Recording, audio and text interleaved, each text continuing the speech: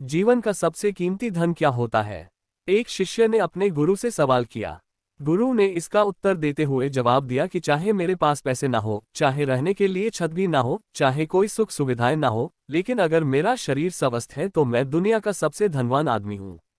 शिष्य ने पूछा कि गुरुदेव, आपकी उम्र 100 साल को पार कर चुकी है और फिर भी आप इतने स्वस्थ हैं। आपकी बुद्धि बड़ी ही त्योहार है और आपका चेहरा भी सूर्य की तरह चमकता रहता है। और वहीं पर आपके बदन से भी चंदन की सी खुशबू आती है।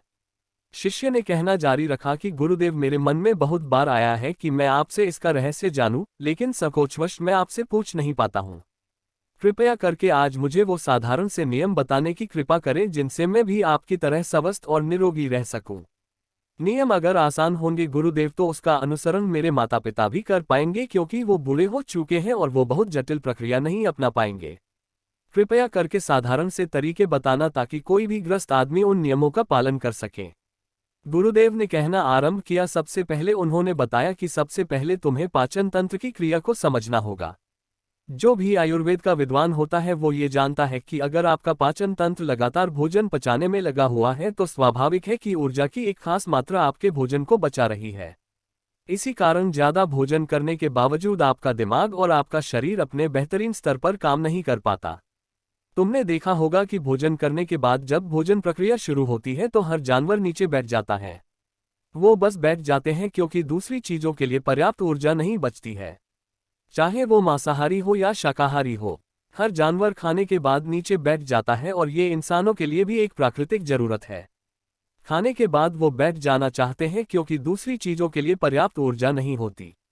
अगर आप अपनी पूरी क्षमता का इस्तेमाल करना चाहते हैं तो आप अपने शरीर को ऐसा बनाकर रखिए कि आप जो भी खाएं, कुछ भी खाएं, तो 1.5 से 2 घंटे के अंदर आपका पेट खाली हो जाना चाहिए।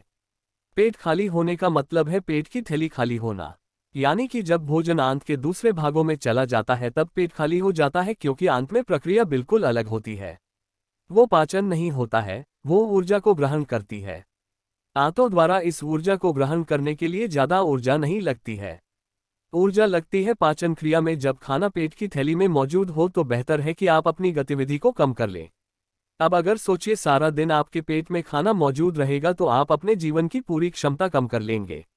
आप खुद देखिए कि जब आपके पेट में खाना मौजूद होता है तब शरीर कैसा महसूस करता है और जब पेट खाली होता है तब शरीर कैसा महसूस करता है। आप खुद पाएंगे कि आपका शरीर और आपका दिमाग तब बेहतरीन रूप से काम करता है जब आपका पेट खाली होता है। इसका एक पहलू और है। देखिए, हम सब जानते हैं कि हमारा शरीर हर समय नई कोशिकाएं बनाता रहता है और पुरानी कोशिकाएं खत्म करता रहता है, जिससे हमारे शरीर का शुद्धिकरण होता रहता है। लेकिन जब भोजन हमारे पेट में होता है, यानी कि हमारा पेट जब खाली नहीं होता, तो ये शुद्धिकरण 80% कम हो जाता है। वो सारी गंदगी जो शरीर से अपने आप बाहर निकलती थी, अब वो निकलनी बंद हो जाएगी, जो कुछ समय बाद आपके लिए तरह तरह की समस्याएं पैदा करेगी। देखिए, योग में पेट का हमेशा साफ रहना बहुत ही महत्वपूर्ण होता है। किसी भी पारंपरिक प्रणाली में अगर आप देखेंगे तो आप पाएंगे कि जब भी आप किसी आयुर्वेदिक डॉक्टर या किसी वैद्य के पास जाते हैं तो सबसे पहले वो आपके पेट की सफाई करते हैं, क्योंकि वो जानते हैं कि आपकी ज्यादातर प्रॉब्लम्स पेट साफ ना होने की वजह से ही है। सिर्फ एक दिन के लिए अपने पेट को पूरी तरह से साफ करने के बाद महसूस करें कि आपको कैसा महसूस होता है। आप अपने अंदर बहुत हल्का और सुंदर महसूस करेंगे। हर दिन आपको इसी तरह महसूस होना चाहिए। आमतौर पर पारंपरिक रूप से घी को पहले निवाले के रूप में खाया जाता है। घी एक चिकनाई वाला पदार्थ है जो पूरी आहार नली को चिकनाई देता है। आपको सबसे पहले इसे ही खाना चाहिए ताकि यह भोजन के प्रवाह को आसान बना दे। जब आप बहुत मसालेदार भोजन खाते हैं तो उसे खाने से पहले आपके भोजन मार्ग पर घी की परत चढ़ाना बहुत अच्छा होता है। घी का महत्व यह है कि यह आहार नली को साफ रखता है। तो जो व्यक्ति घी का उचित तरीके से सेवन करता है उसका पेट हमेशा साफ रहेगा, क्योंकि वहां कुछ नहीं चिपकता। वहां कुछ भी लंबे समय तक ठहर ही नहीं सकता। पेट का कैंसर, आंत का कैंसर आजकल ये बहुत ज्यादा हो रहा है, तो अगर आप एक निश्चित मात्रा में घी का सेवन करते हैं तो ये घटना बहुत कम हो जाती है, लेकिन उसके लिए घी सही गुणवत्ता का होना चाहिए। तरीके से गाय या भैंस के दूध से बनाया जाए। अगर घी को उचित तरीके से गाय या भैंस के दूध से बनाया जाए तो इसके कई महत्वपूर्ण फायदे होते हैं। शिष्य ने सवाल पूछा कि गुरुदेव, पाचन क्रिया तो मैं कुछ समझ गया हूँ, लेकिन आप ये बताएं कि आपकी तरह सूर्य जैसा तेज पाने के लिए, चमकता हुआ चेहरा प्राप्त करने के लिए क्या प्रक्रिया अपनानी चाहिए। गुरु ने इसका उत्तर देते हुए कहना शुरू किया कि देखिए, आज के समय में बहुत सारे लोग सुबह उठते ही खाली पेट चाय पीते हैं। चमकता हुआ तेजस्वी मुख पाने के लिए हमें कुछ प्रक्रिया नहीं अपनानी। हमें बस अपनी दिनचर्या सही करनी है, अपना खानपान सुधारना है। सुबह खाली पेट चाय पीना जहर के समान होता है, वो धीरे धीरे आपके अंदर आपकी आंतों को कमजोर कर देता है। पेट में धीरे धीरे एसिडिटी होने लगती है और अपने आप मन और मस्तिष्क सुस्त पड़ते जाते हैं। सुबह उठते ही तुम्हें तांबे, चांदी या मिट्टी के बर्तन में रखा हुआ पानी पीना चाहिए।